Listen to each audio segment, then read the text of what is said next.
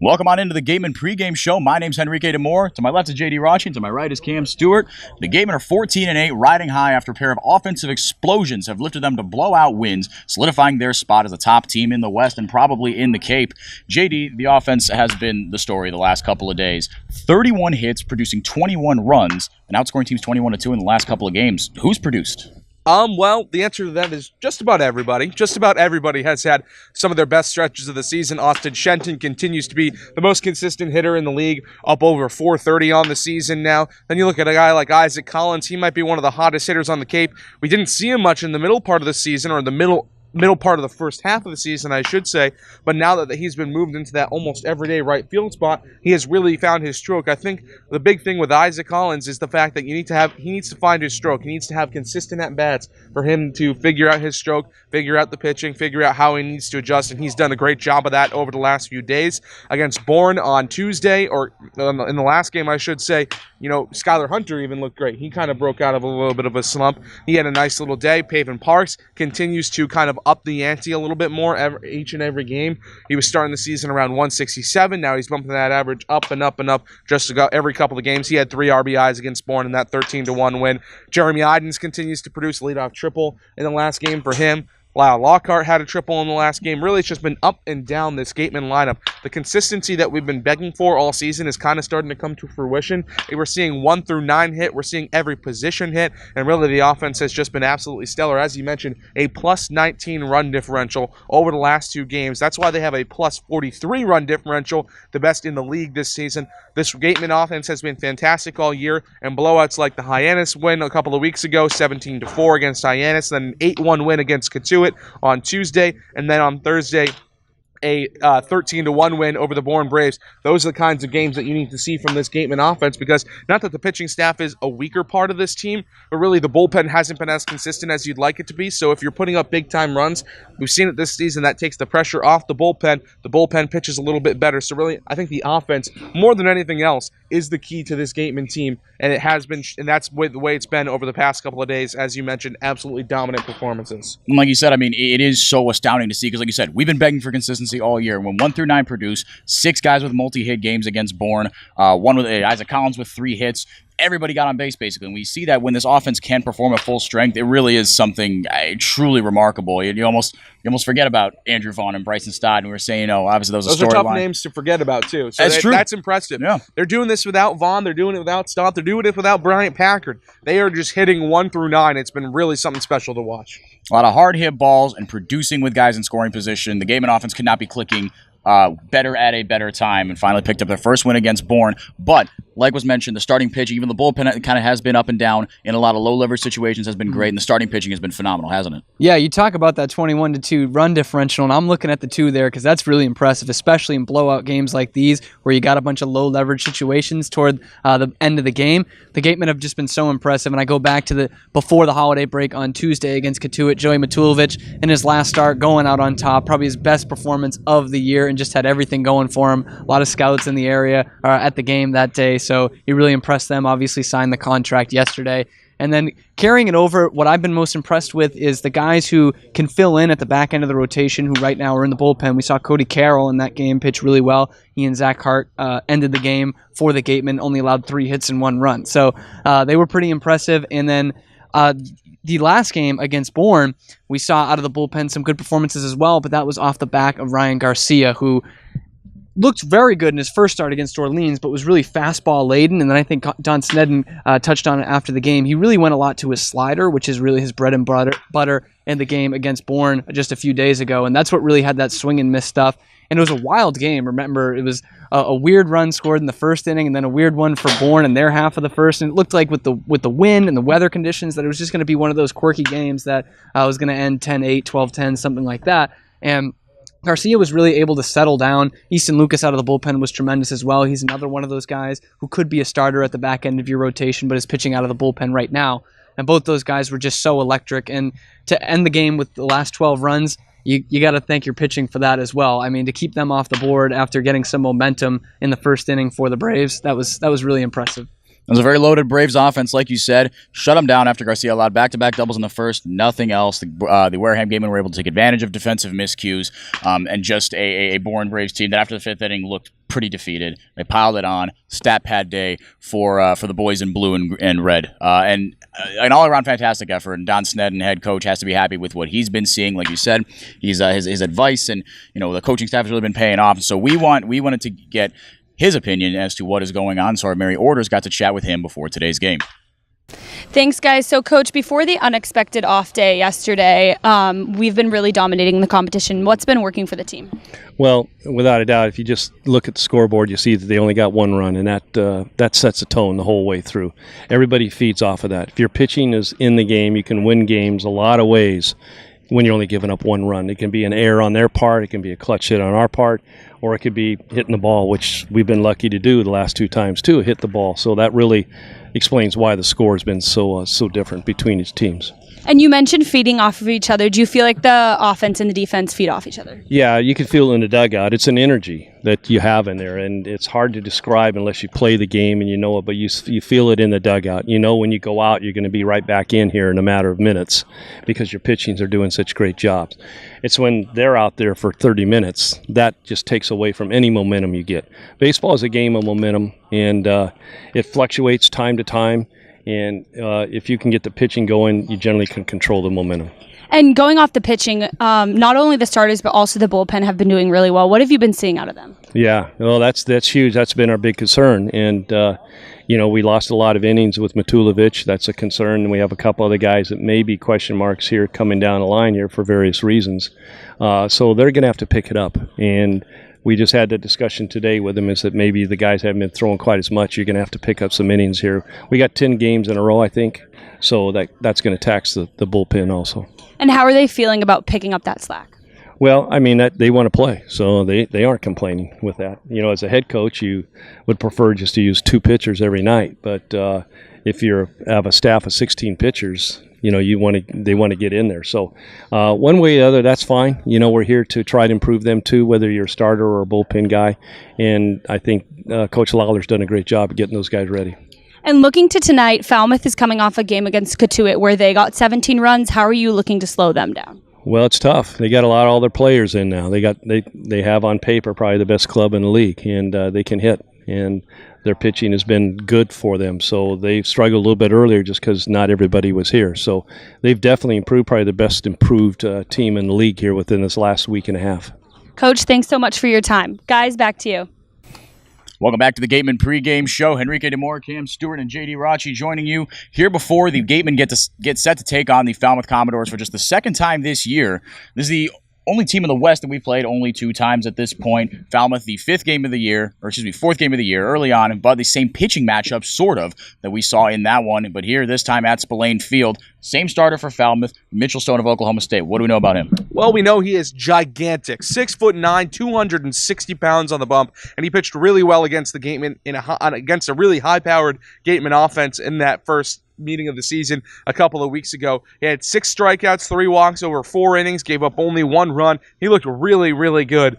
He's big, he throws very hard, and he's got deceptive stuff considering how big he is. Usually you think, he's 6'9", 260, he's got to be a power guy. Not Mitchell Stone, not a super hard fastball, but it is firm. It does get the job done. But really, it's the breaking step coming out of his left hand that's really impressive. Should be interesting to see what he does against a different-looking Gatemen offense this time around. He kind of quelled the offense that featured Andrew Vaughn and Bryson Stott and Brian Packard the first time these teams met. So it'll be interesting to see what he does against the offense now that's featuring guys like Lyle Lockhart, Paven Parks, who he didn't see the first time around. And he is a left-hander who that gives him a big advantage against the Gatemen because it's a very lefty-heavy lineup, something we've seen over the season as the season has progressed. It is a very left-handed heavy lineup for the Gatemen. So it does give him an advantage, not only because he is a lefty, and that's something that hitters aren't really used to seeing, but also because the Gatemen are so lefty-dominant in the batter's box. So Mitchell Stone should be an interesting and tough matchup tonight for the Gatemen,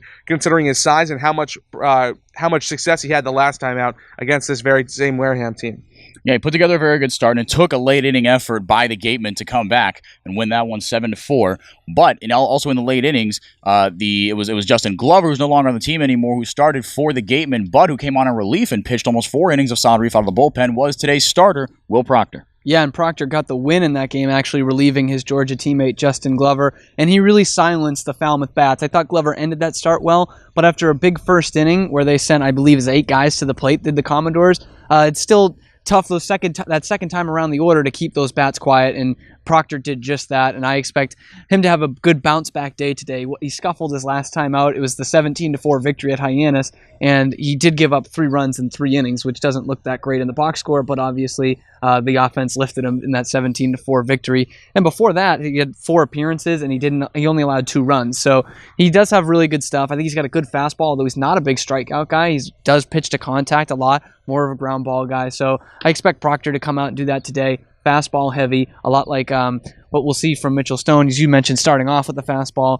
but a lot less deceptive stuff than Stone has. So we'll see how it goes. I think Proctor's poised for a bounce-back performance today, but you never know. Falmouth has seen this guy before, and when you've only played a team for the second time here in the second week of July, the whole season, the second time you've seen them, and you've already seen one of their pitchers, it's kind of odd to see him out there, but that could play advantage Falmouth. But I think Proctor, too good of stuff this year. He's got to bounce back after a bad start. Not a bad start, a rough start against Hyannis, in which the Gatemen eventually came to the victory. So trying to bounce back is Will Proctor, the Georgia Bulldog, trying to get into that Bulldog mentality. Our Mary Orders got to catch up with him before today's start. Thanks, guys. I'm here with tonight's starter, Will Proctor. Now, Will, you started last week against Hyannis, and you went 4 innings with 4 strikeouts. How'd you feel during that game? It's good. It's a lot easier to pitch when you have 17 runs of support, so hopefully we have that again tonight. It makes it much easier. Yeah, do you feel like you feed off the position players and the guys hitting before you? Yeah, of course. Our coaches preach not to think about the score because then you maybe ease up off the gas a little bit. But yeah, I mean, I'm not going to lie, it's a lot easier when the position players are making plays, putting up runs. It becomes much easier. And tonight's game, what are you looking to do? Get ahead. I mean, I had some problems with that the other day, and my best starts are when I get ahead on guys 0-2, 1-2. It becomes much easier to pitch, so definitely working ahead. And we are halfway through the season now. What do you feel like you have improved upon up until now? I sound like a broken record, but really throwing strikes and getting ahead with all my pitches, and even developing a new pitch. Coach Lawler helped me with the cut fastball, so being able to spot where I want and get ahead of guys, yeah. Will, thanks so much. Guys, back to you. Welcome on in to Get on the Beat. My name's Henrique DaMour. I'm here with our beat writer, Ian Vescera. Ian, how you doing today? I'm great, Henrique. How are you? I'm doing fantastic. So, the Gatemen and the Commodores are getting ready to square off. We'll talk about that in a bit. But right now, probably the biggest news around town in Spillane country anyway, is that Joey Matulovic, he made the jump. He's off to Milwaukee, signed with the organization. He's down in Arizona getting his physical. And sometimes it's tough to tell whether college guys can make the leap to a certain level of the minor leagues. But he really has had a phenomenal year on the Cape here. Yeah, he really has, Henrique. I mean, 2 great years because he was here in Wareham last year, and this year just stellar. Was literally the best pitcher in the Cape League. A .38 ERA. Let me say that again. .38. Just 1 earned run allowed in his time out here. What can't you say about the kid? He was phenomenal, and clearly he's ready to make that jump. And so the numbers are all there. Like you said, 1 earned run over his 4 starts that he made for the Gatemen this year, and he improved on a year last year. Had a great year at Cal. But what about the intangibles? Are those there as well?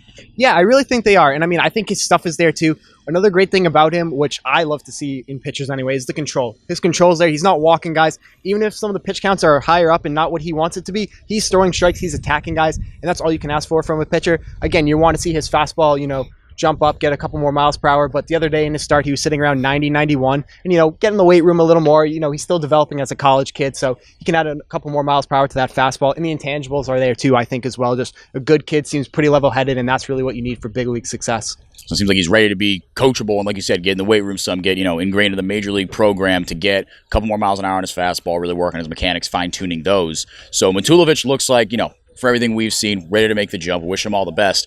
Now, stateside, for the Wareham Gatemen, he's a big piece of this rotation that has been so darn good for the Gatemen that now has 1 less body in it. We know Will Proctor and Ken Waldachuk and company are going to be kind of, they've been the mainstays with the departures of Mason Fioli. But Ryan Garcia is going to be a mainstay in the rotation. We've seen Cade Cavalli in and out of rotation, in and out of the rotation, long relief. Easton Luke is another guy like that. How do you think the rotation shapes up? Do you think it's going to be hard and fast, or do you think we're going to see a lot of those guys that are maybe, half starters, half long relievers? I think the latter, what you said right there, half starters, half relievers, because again, it's going to be next man up. You can't replace Matulovic just similarly like you can't replace Andrew Vaughn with one guy. It's going to have to be a group collective effort. And do they have the arms to do so? Absolutely. Like you said, we've seen the starts that Ryan Garcia has given, Easton Lucas, guys on and on. They've made good starts. It's just, can they be consistent like Matulovic was? And I don't know if everyone can be consistent every time out, but with what they have, I think you can get enough out of the guys that you have. Absolutely. So now, getting more to more pressing matters. With Brian Packard gone, or excuse me, Joey Matulovic gone, another roster spot filled up, another roster spot recently filled by a guy that the Gatemen, they just beat his team, Jacob Goldfarb of Cotuit. He was let go by the Kettleers, and the Gatemen promptly snatched him up. He's had a rough go at it this year, but he does provide a little more depth to the outfield. Mm-hmm. Yeah, it's funny how this game works. One day you're playing for another team, boom, the next day you're playing the team that just beat you. Yep. Funny how that happens. But yeah, like you said, an outfielder, also a catcher, I think what he can do very well is just give this team some depth, because right now on the roster you have two actual outfielders. You have Jeremy Idens and Skylar Hunter. And we've seen Isaac Collins out there in the outfield, even catcher Drew Millis. And so it's been a bunch of mixing and matching out there. So I think, whether he plays and gets in the lineup and does some things, I don't know if he will. It remains to be seen. He hasn't done so far this year. But again, it just gives manager Don Sneddon just one more guy, one more option off the bench. And I think that's really all he can ask for. Especially as the Gatemen get ready to start the second half in earnest here. 22 games under their belt, 14-8 heading into the matchup against the Commodores, one of the hottest teams on the Cape. Ian, thank you so much for your insight. As always, happy to have you on Get on the Beat. We're going to throw it back to the rest of the Gatemen pregame show on the Gatemen Baseball Network.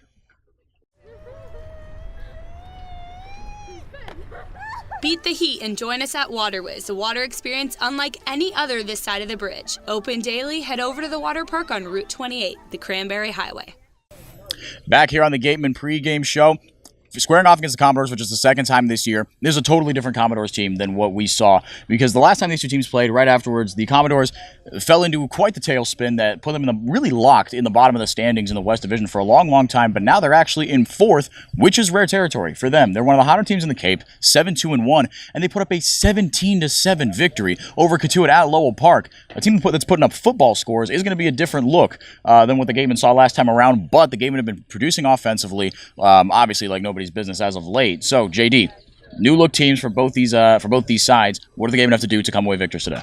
Well, I think that all they have to do is just keep the game rolling. Keep doing what you're doing. If you've put up 21 runs over your last two games, keep swinging the bats. Keep doing what you're doing. If you're eating cereal before every game, keep eating that cereal. Keep doing whatever you're doing. Just keep the good mojo going, because this team is absolutely red hot. 21-2, a plus 19 run differential, as we mentioned, over the last two games, between the Cotuit win before the 4th of July on Tuesday and then the Bourne win on Thursday. So this team is absolutely red hot. And why don't you stay hot tonight against a good Falmouth team, a team that is 7-2-1 in their last 10 games, but somebody you've already handled with a 7-4 win earlier in the season. And as you mentioned, they went to a tailspin, so they are not immune. They are not immune to giving up a ton of runs. They have given up a ton of runs this season. The run differential for them is not great on the season as a whole. So keep the bats going. Lyle Lockhart, you keep yourself going. You've been really good over the last couple of days, reaching base at an alarming rate. A triple in the last game against Bourne. And then if you're a guy like Isaac Collins, he'll be in the lineup again tonight. You went 3 for 5 your last time out. Keep it going. Just keep adding on and building off of what you've already done. And if they do that, I think the Gatemen will be just fine against a good Falmouth team, but not a great Falmouth team tonight. So JD says the offense is the key, and why not? It has been the fuel that has propelled the Gatemen to more than enough over the last two games to give them 2 wins in a row. Cam, what say you? Well, I'm going to go with the bullpen tonight. We talked about the great starting pitching, and I expect Will Proctor to have a bounce-back night tonight. But what I highlighted was those two guys who were the first two out of the bullpen the last 2 games, that being Easton Lucas and Cody Carroll. And those are guys, as I mentioned, who can be starters as well. So they're guys you really like to have, first guy out of the bullpen. And the Gatemen really don't have that luxury tonight because they've used those 2 guys 2 games in a row. So it's going to come down to some guys who have been scuffling a little bit this year. I'm expecting someone like Jared Horn or Tyler Kaiser to be that first guy out of the bullpen today or come in a big situation.